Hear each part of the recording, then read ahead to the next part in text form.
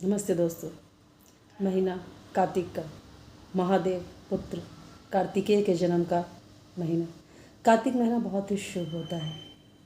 कार्तिक महीना पूजा पाठ के लिए विशेष महत्व का होता है और इस दिन करवा चौथ, आरोही अष्टमी, रंभा एकादशी आदि के साथ जो त्यौहार शुरू होते हैं वो 5 दिनों के त्यौहार दिवाली पर शुरू होते हैं और सनातन का सबसे बड़ा महापर्व छठ महापर्व के साथ खत्म होता है।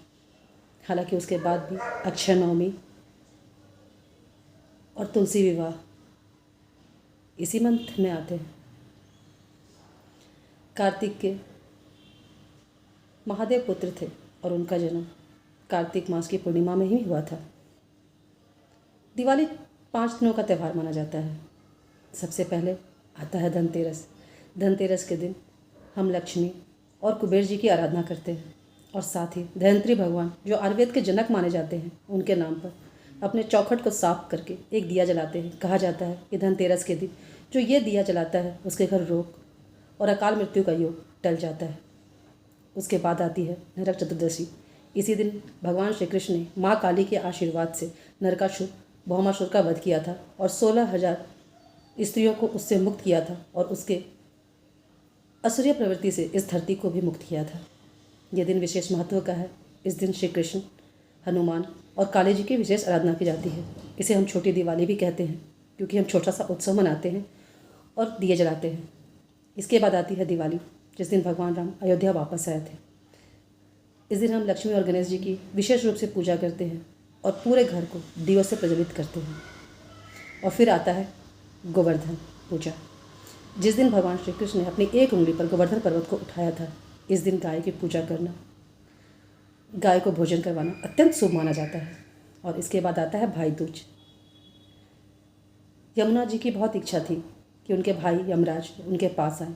यमुना और यमराज दोनों सूर्य पुत्र हैं, परंतु यमराज ऐसा कर नहीं पा रहे थे। साल में वही एक दिन उन्होंने निकाला था जब वो अपनी बहन के पास गए थे और उनकी बहन बहुत खुश हुई थी और उन्होंने अपने भाई को तिलक कराकर भोजन कराया था। और कहा जाता है कि ये हर भाई बहन के रिश्ते का एक पवित्र बंधन है और ये अत्यंत शुभ होता है। इस दिन यमुना में स्नान करना विशेष महत्व रखता है। दिवाली इन्हीं 5 दिनों का त्यौहार है। दिवाली के बाद आता है छठ और छठ के बाद अक्षय नवमी। अक्षय नवमी के दिन हम आंवला का विशेष पूजा करते हैं और आंवला के वृक्ष में जल देकर आंवला के पेड़ के नीचे ही भोजन करते हैं, जिसका एक विशेष महत्व है। और फिर आता है एकादशी यानी जैव औषधि एकादशी, जिस दिन विष्णु भगवान 3 महीने के शयन के बाद उठते हैं और उस दिन तुलसी विवाह भी होता है। तुलसी माँ को श्रृंगार का सामान चढ़ाना, उन्हें लाल चुनरी ओढ़ाना, एक मंडप बनाकर उनका शालिग्राम जी से विवाह करवाना अत्यंत शुभ माना जाता है।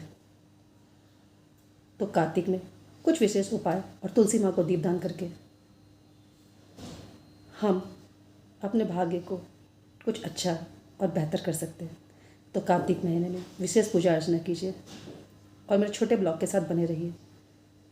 मैं आपको ये बताऊंगी कि धीरे धीरे, हौले हौले कैसे हम अपनी चीज़ों को कर सकते हैं और इन छोटे छोटे उपायों से किस तरह हम अपने आप को खुशहाल बना सकते हैं।